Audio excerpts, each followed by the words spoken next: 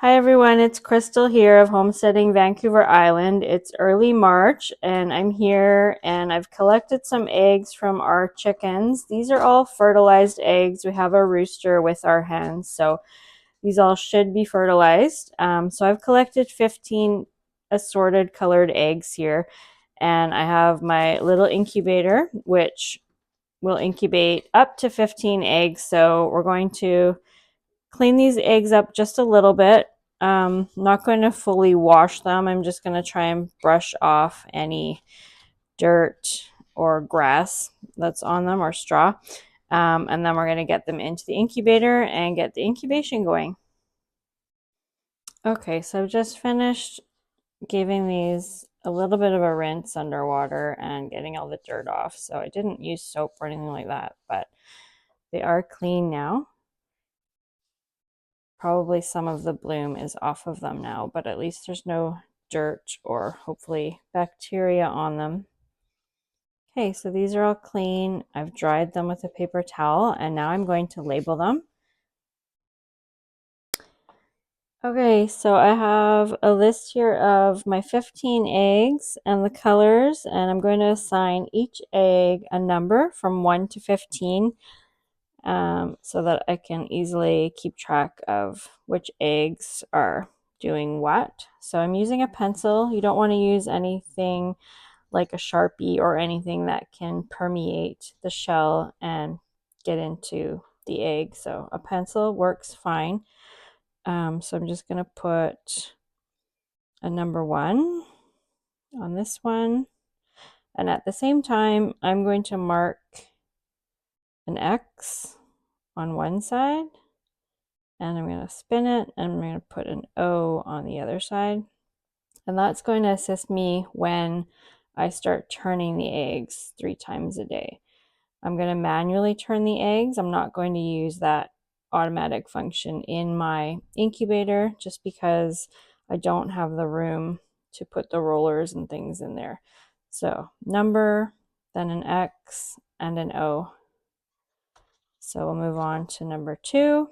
This is egg number 2 with an X and an O. And I'm going to keep numbering all the rest of these. Okay, so I've just finished labeling all of my eggs up to number 15 with their numbers and then X's and O's on them. So this is my incubator setup here. It's quite small. As I mentioned, it only holds about 15 eggs. I probably barely have room to put my little thermometer and hygrometer in. This is a dual thermometer and hygrometer. Hygrometer is measuring your humidity, so we can keep track of our humidity for those eggs. It's important that you have the right humidity range when you're incubating eggs. Okay, and so because I'm doing the dry hatch method, I am not going to be adding any water to my incubator.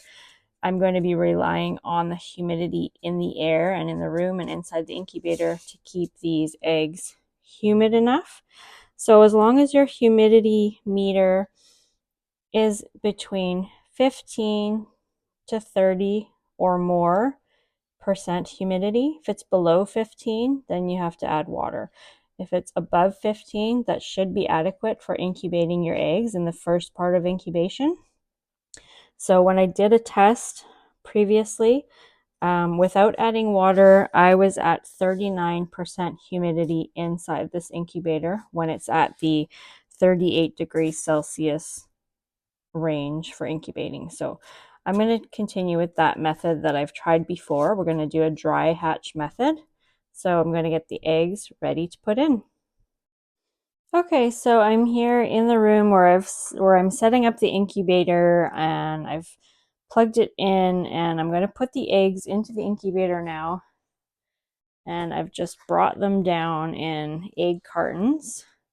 So I've got these in just one of my daughter's rooms because the cats that we have will just destroy the styrofoam incubator if we leave it out in the open for them.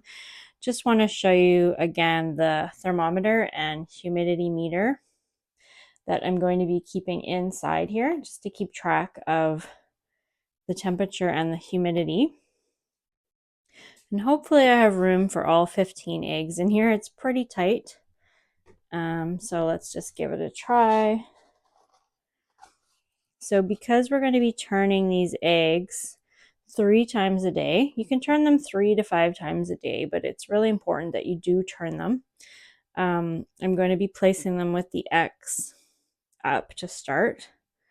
So actually our eggs are quite large, so I'm just hoping that I'm going to be able to get all these eggs in here. So give it a try. I'm going to place them all with the X up.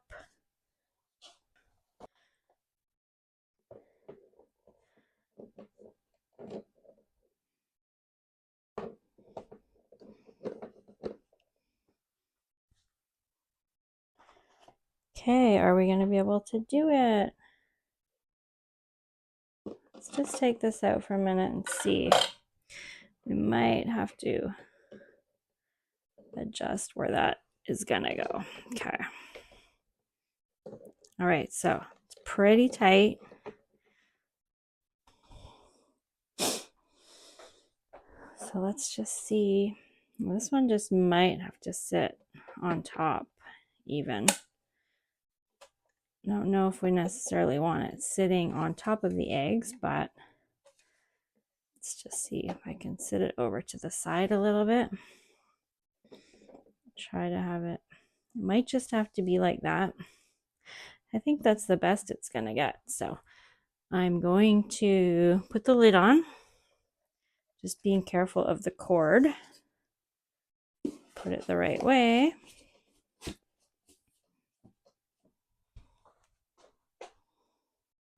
So this incubator does come with these roller bars, which I could insert into the incubator, and that would have an automatic turning function if I use those, but I would have even less room inside the incubator, so I'm not going to use those. So this is the top of the incubator. I can set the temperature. It does have a candling light if I want to use that. I don't think it works that great though. And then it does have a turning function as well, and it has an alarm. So I'm just going to, oh, it also has a little hole here, which we can open up if we need to reduce the humidity in there. I'm going to keep it closed, and I've got it plugged into the wall, and I'm just going to plug it in now. And then it's going to start coming up to temperature.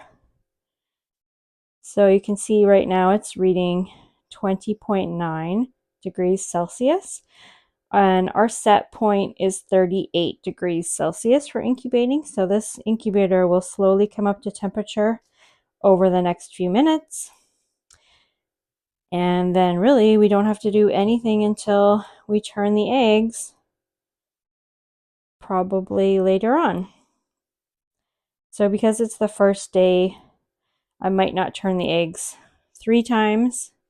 It's already 1 o'clock in the afternoon, so I'll probably turn them a couple of times before bed. And yeah, we'll give a check of the humidity later on and see how that's looking as well. So I'll have another part of this video series where I show you how to candle the eggs to check for viability, and we're going to go through the whole incubation process here right up until hatching day. And then we'll talk about chicks and how we're going to raise our chicks as well. So it's an exciting time here on the homestead, and thank you for watching.